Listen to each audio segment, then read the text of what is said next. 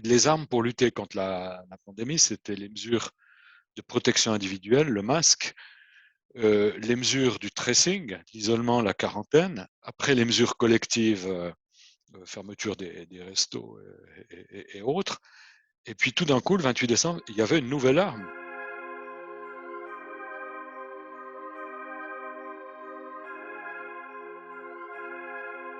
On s'attendait tous à devoir commencer la vaccination plutôt fin janvier, et puis tout d'un coup, il y avait des vaccins qui étaient disponibles.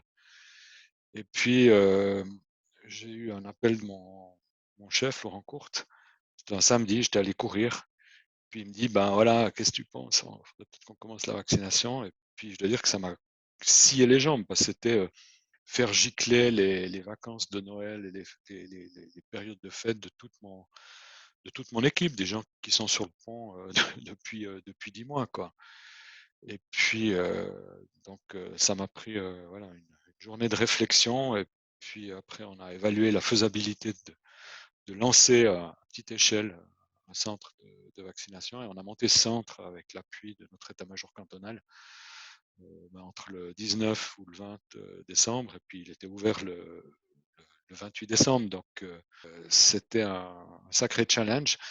On s'y était préparé parce on avait recyclé en fait le programme qu'on avait pendant la pandémie de H1N1, parce qu'on avait vacciné à peu près 30% de la population.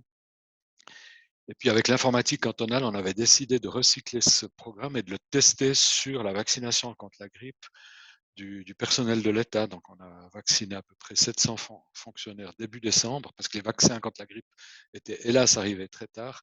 Donc on a pu tester le concept de la vaccination et surtout le système de prise de rendez-vous et de traitement de ces données, parce que l'OFSP nous disait oui, on est en train de mettre au point un programme, mais personne ne l'avait vu. Et puis donc voilà, le 28 décembre, on n'avait pas des feuilles Excel, on avait un programme de vaccination, qui permettait de saisir les données. Et puis voilà, on s'est dit, bon, alors après on a vu que Neuchâtel, dans les premiers benchmarks, était en retard.